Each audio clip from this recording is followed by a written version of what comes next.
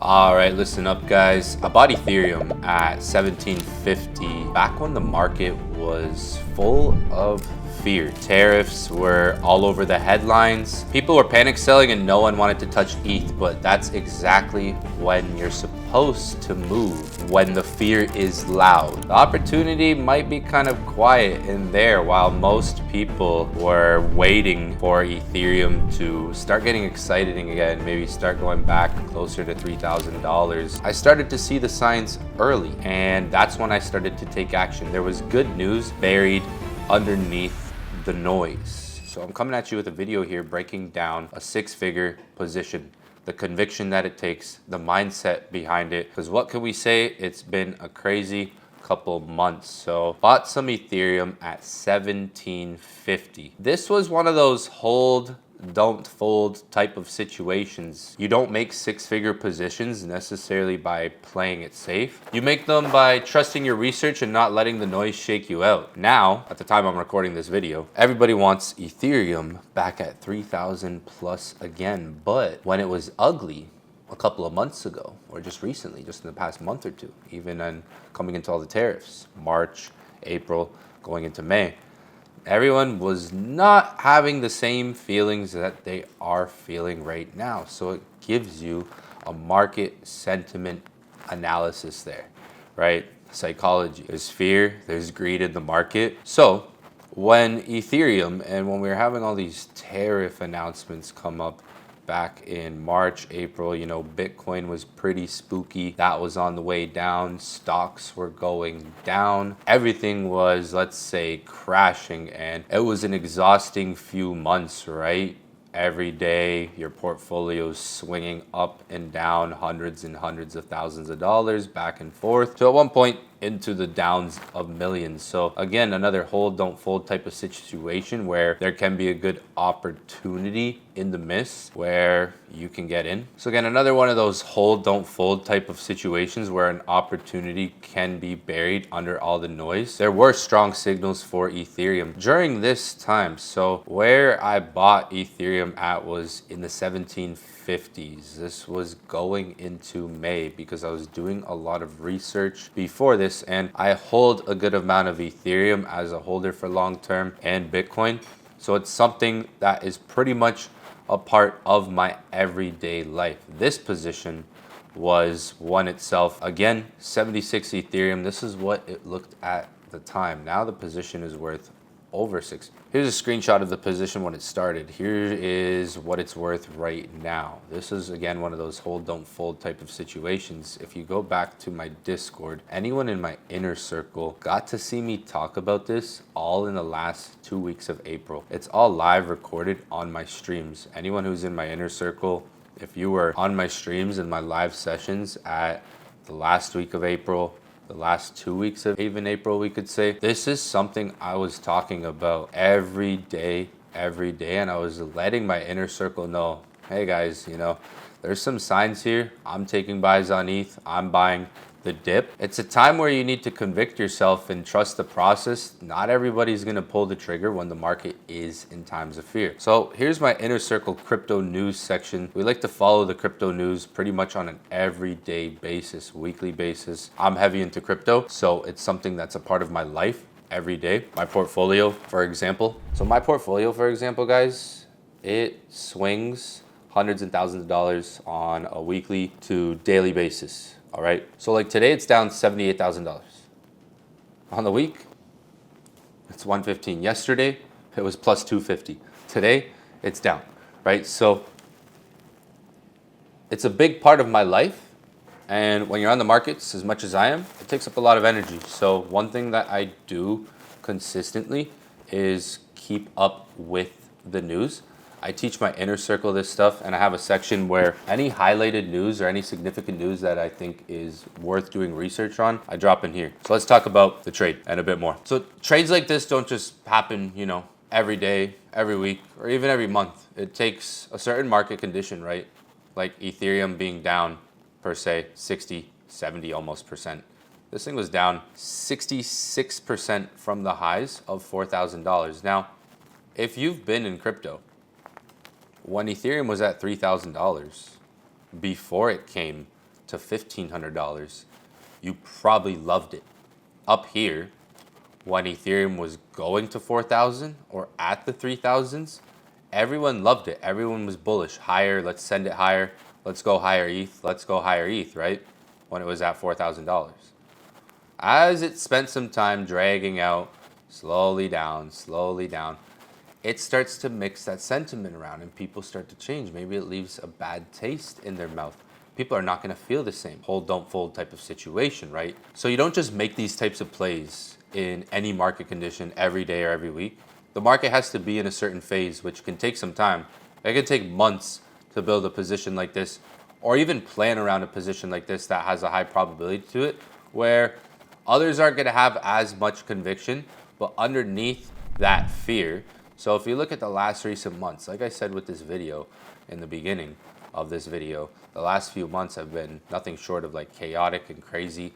You can see where the market is now, and we're repping a lot of the fruits of that, holding through some of these dips, holding through a lot of that chaos, holding through a lot of that noise and those headlines every day. So you don't just make plays like these often. They come in cycles. They come through the year, right?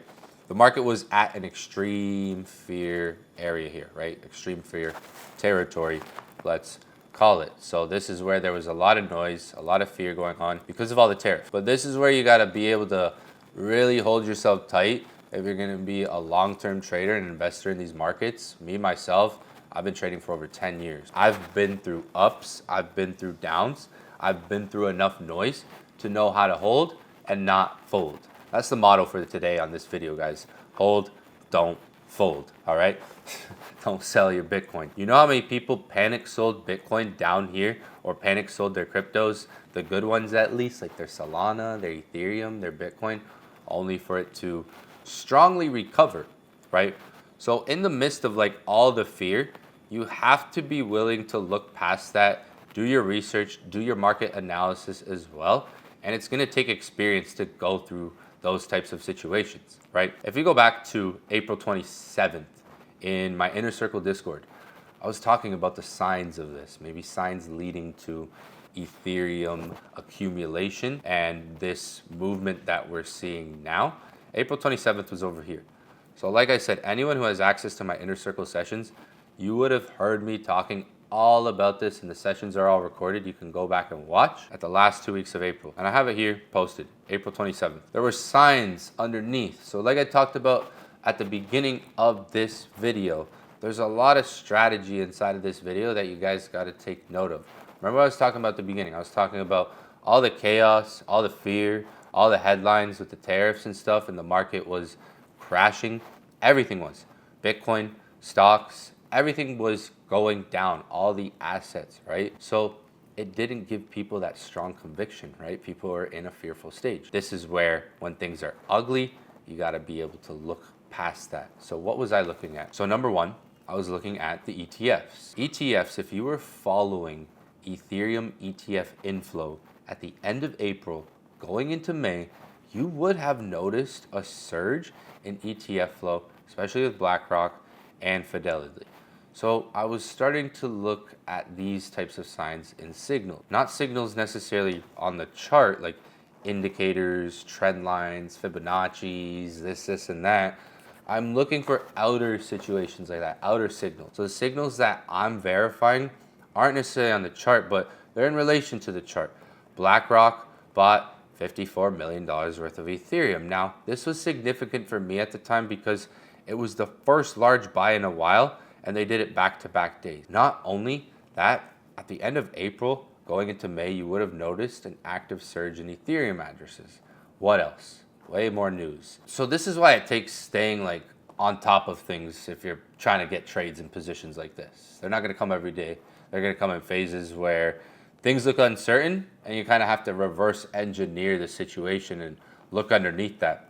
Ethereum upgrade happened on May 7th. We knew all about this in April, right? Anyone who's like a big ETH holder should have known about this in April or coming into May, right? By the news type of situation. So there's a lot of things, right? I was saying like maybe BlackRock buying sparks something for ETH, especially with it being low. Anyone who's in my inner circle knows all of April going into May.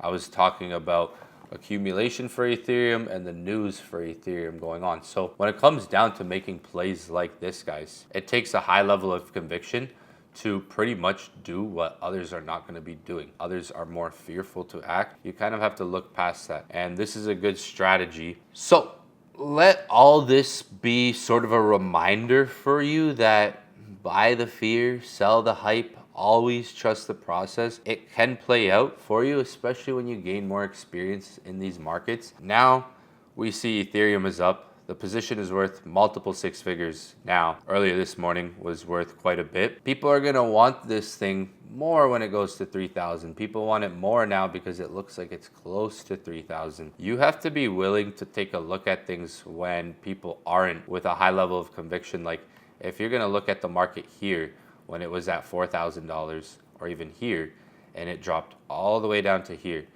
and it came to about $2,500, $2,200. Do you think down here people were as bullish as they were up here when the hype is real? The hype is real when the market is pumping, right? The hype is real when the market is pumping. But the opportunities are built when things are quiet, not exciting. But there's groundwork happening. There's things that you can find and dig underneath to find those opportunities and find those silent signals that maybe not everyone is paying attention to, right? Think about here, 4,000 again. Do you think everyone was saying, let's sell, let's sell, let's sell here? No, everyone was higher, higher, higher, right? It happens. Even for me, after 10 years of experience, when markets move up, we typically expect higher, higher prices, right? I've been through all of that. So reverse engineer, I know how to go through the opposite, right? I've been through the times where things are pumping, pumping, pumping, and I work with more conviction then versus when things are dumping and I'm like scared. After 10 years of trading, you're gonna go through different experiences and situations, and it's better to be wrong early or even earlier and sort of wrong in a drawdown phase before things pump rather than catching on to things as they're pumping up, right? Most people are gonna work with a high level of conviction when prices are higher and when they get more expensive. That's just the psychology of the market. So again, let that be a reminder for you guys to always trust the process and hold, don't fold.